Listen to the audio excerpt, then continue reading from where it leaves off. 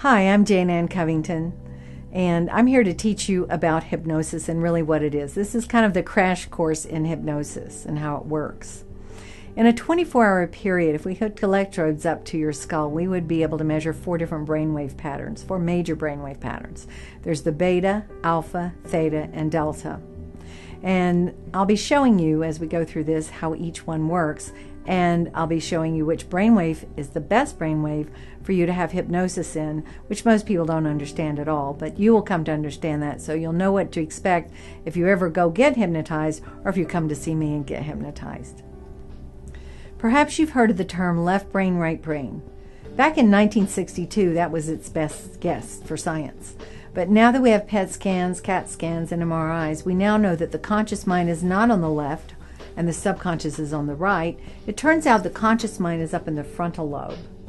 And this is the part of the brain that we're going to talk about first. This is our beta state. This is our conscious mind. It's only 10% of the brain, and the brain waves there are tiny, busy, and active. In that state, this is where we think, where we have choice, where we are rational, conscious, logical, analytical, we do math, we speak language. So it's a very important part of the brain, but it's only 10% of the brain, but it was made to be the master of our brain. In the alpha state, the brain waves are bigger and wider compared to the beta state. And when we're in our alpha state, which is part of the subconscious, this is where we have our memories, our habits, our emotions and feelings, images and pictures. We have our creativity, we daydream, and this is also the direct route into the autonomic nervous system, which is very important because every thought we have from our brain is communicated into our body. When you have happy, pleasant thoughts, you tend to feel pretty good, and when you have negative, depressive thoughts or anxious thoughts, you start feeling terrible. And it's because your thought just generated that electrical charge, which also affected your biochemistry. So now we're going to talk about the theta state.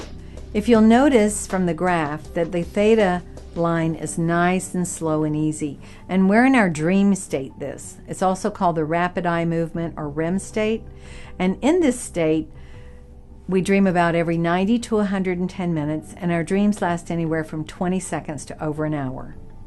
The delta state is our true sleep state. You'll notice the delta lines are very erratic. They're kind of up and down. They're not nice and neatly organized like the rest of the ones that we've been talking about. And this is our sleep state. But you and I call both of these sleep. Whether we're dreaming or asleep, we say we're asleep, but there really are different things going on at different times. The definition of hypnosis is being in a heightened and or focused state of suggestibility and or accessibility.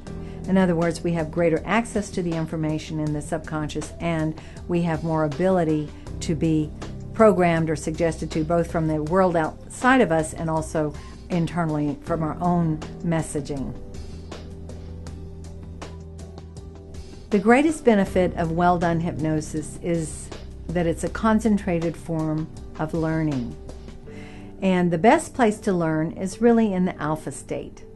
I mean, think back in school. If you fell asleep in class, and how well did you really learn? You probably didn't learn much at all.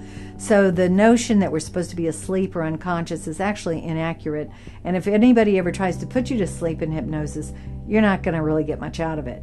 So the key is that you want to go into the alpha state. In other words, you just want to relax and have the hypnotist guide you into that state so that your mind can really pick up the information that you're wanting to take in and digest, shall we say, to build those new neural pathways, to have different patterns and programs than you've had in the past. If you're the type of person who tends to be perfectionistic, if you have anxiety, tend to worry, or if you just really try really hard and are afraid you're going to make a mistake, then you're probably not going to easily go into the alpha state, because you're going to be stuck in the beta state, the thinking state, because you're busy analyzing everything. So the best thing that you can really do if you ever go to a hypnotist or if you ever come here is just to relax. It's, at least at my office, everything's going to be recorded, so you don't have to worry about remembering it. And I'm going to send you home with a CD of that recording for you to listen to reinforce, to save you money, to really get that information in there, because repetition is the mother of learning. So the key is just to relax and let it happen. I'm Jane Ann Covington, and I hope I've cleared up any misconceptions you've had about hypnosis. I also am inviting you to a free 30-minute strategy consultation with me personally. This can be done in the office, or we can do it by phone or by Skype.